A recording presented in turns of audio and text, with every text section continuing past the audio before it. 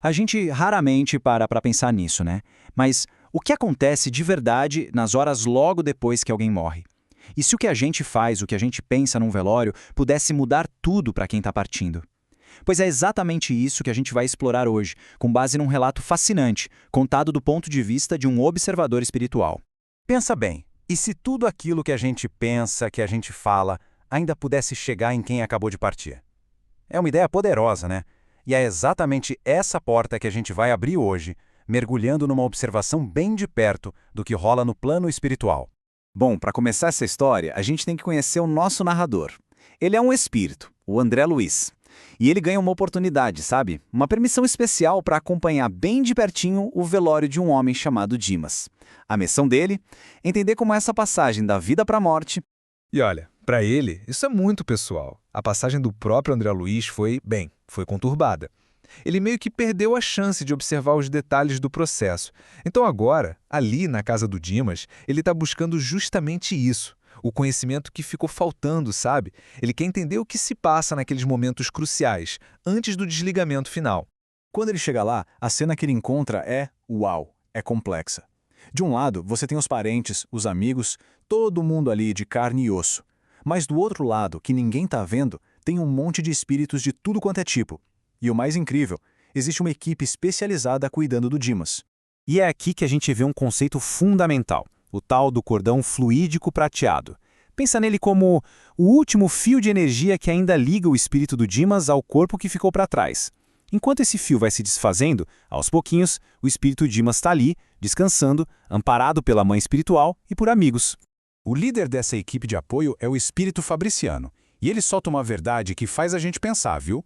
Ele explica que esse tipo de ajuda espiritual, essa assistência de primeira, não é um direito, é um privilégio. É algo que se conquista com uma vida inteira dedicada a fazer o bem. E o Fabriciano aprofunda esse ponto. É que tem muita gente que quer a parte boa, né? Quer a conexão espiritual, mas sem as responsabilidades. Na primeira dificuldade, pula fora.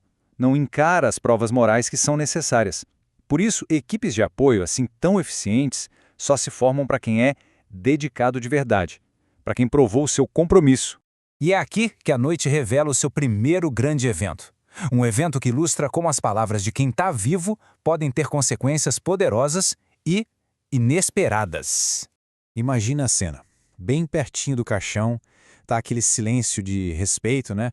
Mas logo ali, a uns passos de distância, já se formou uma rodinha. E o papo tá rolando solto, contando histórias sobre o falecido, aquela coisa de velório. É exatamente aí que o problema começa. Um dos presentes, um coronel, começa a contar uma história antiga. Um crime, de 30 anos atrás. Envolvia um político poderoso, um assassinato para esconder um adultério e uma única testemunha ocular que se calou para proteger a honra das famílias, o jovem Dimas. O assassino confessou tudo para um padre antes de morrer. E agora ali, no meio do velório, o coronel está contando a história inteira. O problema é que o jeito que o coronel conta a história é tão vívido, tão cheio de emoção, que isso cria uma energia mental muito forte. Essa energia funciona como um chamado, uma verdadeira invocação no plano espiritual. E não dá outra. A consequência é imediata. De repente, surge na sala a figura atormentada do espírito do assassino, atraído pela força daquela lembrança. Ele chega perto do coronel, invisível, e grita. Em seguida, ele reconhece o corpo de Dimas e entra em desespero, suplicando por ajuda. Percebe a cadeia de eventos? Uma conversa irresponsável invoca uma presença perturbadora. Essa presença, por sua vez, envia ondas de angústia pelo cordão prateado, direto para o espírito de Dimas. Ele não vê nem ouve o que acontece, mas ele sente a perturbação como um pesadelo terrível. Mas a noite ainda não tinha acabado. Veio outra perturbação. E dessa vez não veio do descaso, mas de algo que todos nós consideramos natural: a dor intensa de um ente querido. A esposa de Dimas, num acesso de desespero, se aproxima do corpo e clama por ele. Seu grito é um lamento de dor profunda, uma expressão de perda total. Dimas, como eu vou ficar? A gente se separou para sempre? Só que essa explosão de emoção não fica contida. A energia desse desespero todo viaja, como um raio, pelo cordão fluídico que ainda liga Dimas ao corpo, causando uma dor imensa no espírito em transição. O resultado é chocante.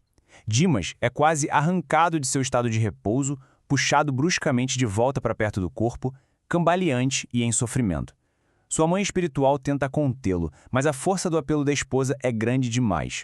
Vendo a situação, Fabriciano precisa agir. E ele toma uma medida drástica, mas necessária. Ele projeta suas energias sobre a esposa, induzindo um desmaio. Isso corta o fluxo de energia dolorosa e permite que Dimas seja reconduzido ao repouso, garantindo que sua libertação continue de forma pacífica. Então, a gente teve essas duas perturbações, uma causada pelo descaso e outra pelo desespero. E as duas juntas revelam uma lição fundamental sobre a verdadeira função de um velório. A lição é muito clara. Nossos pensamentos e palavras não são vazios. Fofocas de um luto descontrolado podem prejudicar ativamente. Por outro lado, a oração, os pensamentos de paz e a lembrança serena criam uma atmosfera de calma que auxilia diretamente o espírito na sua transição. E essa é a conclusão central da observação de André Luiz. A vigília fúnebre deve ser tratada como um santuário sagrado. O ambiente criado pelos vivos é de importância crítica para quem está partindo. E a análise termina com uma reflexão surpreendente, até meio chocante, de Fabriciano. Ele sugere que, por conta de tudo isso, um velório solitário pode ser mais pacífico e benéfico para o espírito do que um velório cheio de perturbações mentais e emocionais. Isso nos deixa com uma reflexão final, né? Diante de tudo isso, como a gente pode repensar nossa atitude para verdadeiramente honrar e auxiliar quem está fazendo essa grande travessia? A resposta, ao que tudo indica, está no silêncio, na prece e na paz que a gente emana.